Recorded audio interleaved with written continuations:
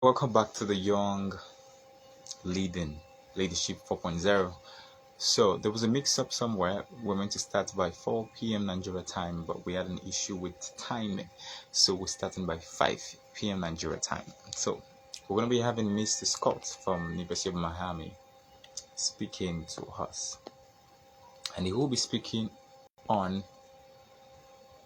the process of self-leadership. Okay, so I'm going to be sending the link to him now, and he would be joining us now.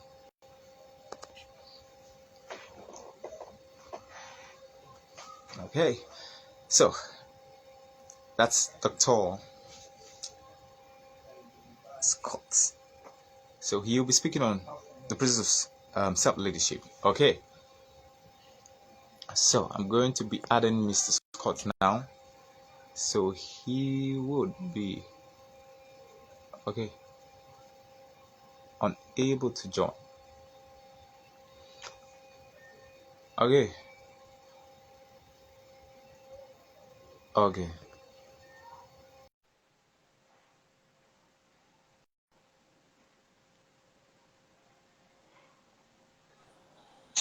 Okay. Hello, sir. Hey, Miracle, how's it going? Doing great, doing great, doing great. Thanks very much for accepting my invitation.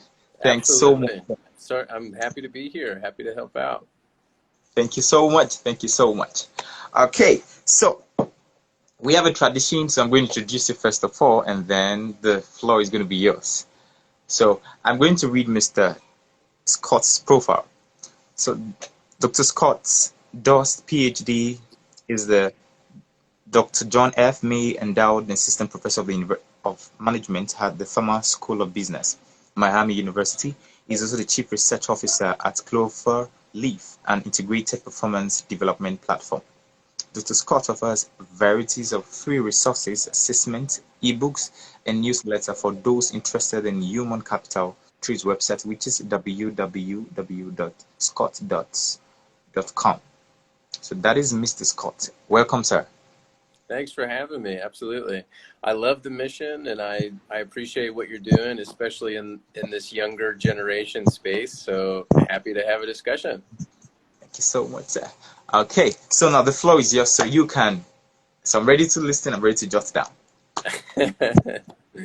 Very good. I love that. And so I think one part that we really connected on in terms of leadership, especially when we're talking about what can younger leaders do that don't necessarily have authority, they don't have this high profile position, they might not even be working full time yet, is this recognition that leadership really is not only about a position, right? It's not about necessarily being a manager, being a CEO, or having a title. Leadership really is about influencing others towards some form of collective goals. And so that doesn't need the boundaries of a hierarchical organization. It doesn't have to be to a subordinate or a follower. Leadership can take place anywhere and to anybody, right? As long as you are engaging in some degree of influence towards something that matters, some type of collective goal. And so when you peel off the idea that leadership is really about some formal title, it really kind of frees you up to recognize that leadership can take a lot of different forms and can be used in all sorts of different ways. That's the first thing. The second thing is this idea of leadership. It's not necessarily a specific type of person, but it's a process. So we have this tendency to say, what is the ideal type of leader? What do they sound like? What behaviors do they engage in? What is their style? What is their approach? And that's fine, and that's interesting, and it can certainly be informative because it helps us understand if I have style A versus B, how will that be accepted and make a difference in a certain setting. But what it really comes down to when you're evaluating leadership as a process, or more in particular, a self-leadership process, it's really about figuring out how to influence yourself towards some type of self-set goals, which I think is more helpful, especially when talking with younger generations, students, those that are interested in having an influence within some type of organizational setting or social setting, or for society at large, whatever that community is. And so the self-leadership process entails, number one, some degree of self-awareness, right? Being aware of who you are, what your characteristics are, what your strengths are, what your weaknesses are, what your tendencies are, right? So your traits, understanding your values, understanding your workplace preferences. All of those different variables need to be understood in terms of who I am and what I want to do with my influence as a leader. Once we have that self-awareness, we have a higher likelihood of engaging in what's called self-regulation, which is behavioral change given a certain given a circumstance or given a situation that we might need to make some adjustments based upon ourselves or the situation or whoever we're trying to lead. And so that self-awareness to self-regulation process is open and available to anybody, but it takes time and it takes conscious effort. So the next segment of that self-leadership process is understanding the importance of what I would call self-reflection, right? This is where you, for example, engage in a live Instagram session to think about what it is that you're interested in, what you're trying to do, what you're trying to accomplish.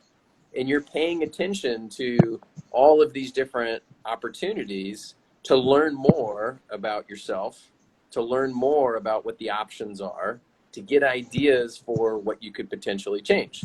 And so that self-reflection process then influences self-awareness, and that self-awareness then eventually becomes better self-regulation. So it's experiences like this where you're really deeply grappling with leadership concepts, leadership ideas, and you're putting it through your own lens, through your own frame to try and understand what you might want to do differently when the situation dictates. And that self-reflection process can be as simple as journaling. It can be as simple as taking assessments, which is one of my favorites. I like to create assessments that people can get a better feel for what their score is and where they stand so they can reflect on that. That might entail getting a coach, right? Like I'm sure there's lots of people out there who are seeking out your services as a coach because you have all these ideas, you have all of this knowledge about what leadership is, and you've talked to enough people to have good advice and be a good sounding board, right? So that's one great option. And another is just engaging in some form of leadership development workshop or putting yourselves into these situations, whether it's a simulation or a class or going through universities or however, to be able to get new ideas for behavioral change, right? You're putting yourself in the moment so that you can figure out how to do things differently. Yeah. So that to me, I think is a good starting point, right? For audiences that are interested in leadership that again, don't necessarily have a position or a title of leadership. It's recognizing that self-leadership success.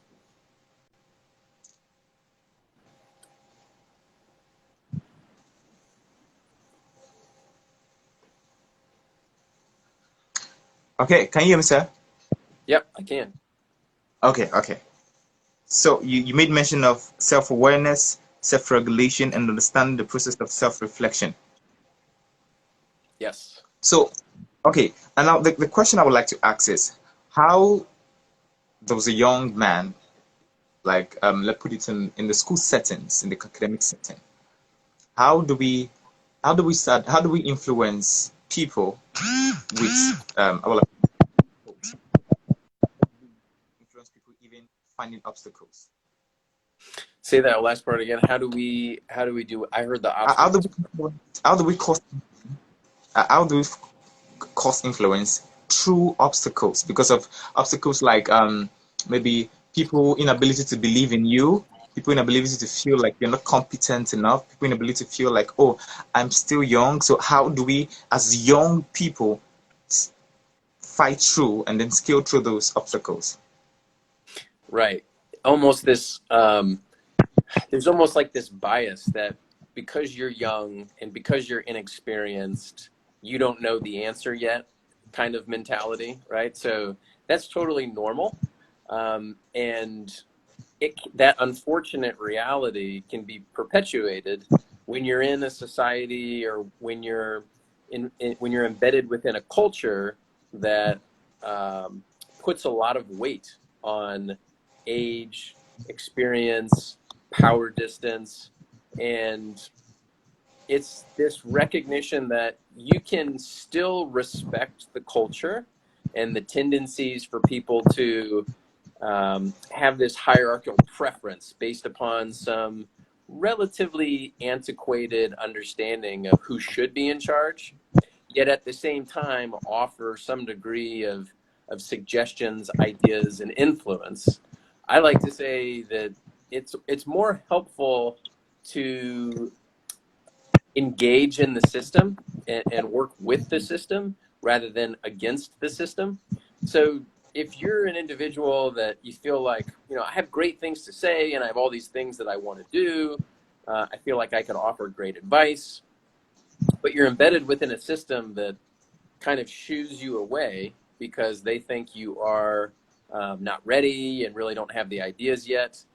Um, Instead of arguing and saying, you need to give me the microphone, you need to give me the time, you can be respectful and appreciative and give those that have established themselves and probably do deserve to have a lot of influence, work with them, give them the opportunity to give you advice, work with them and give them the opportunity to have the floor first, but at the same time, speak up when appropriate, right? So the more we can listen first and let them get everything they want out in the open, then you can have your opportunity to say, I would like that idea. I'd like to build upon it.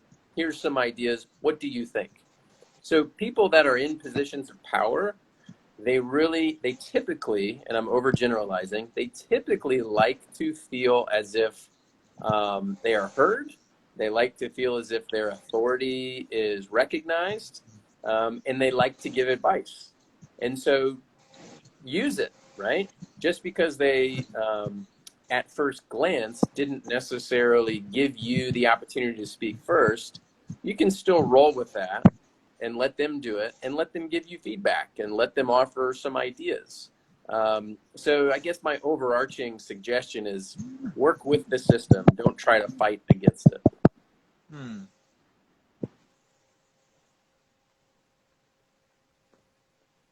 Okay. Wow. Wow. Okay. I just learned something there, which you said work with the system. Hmm. Yeah. So now another thing I would like to ask you is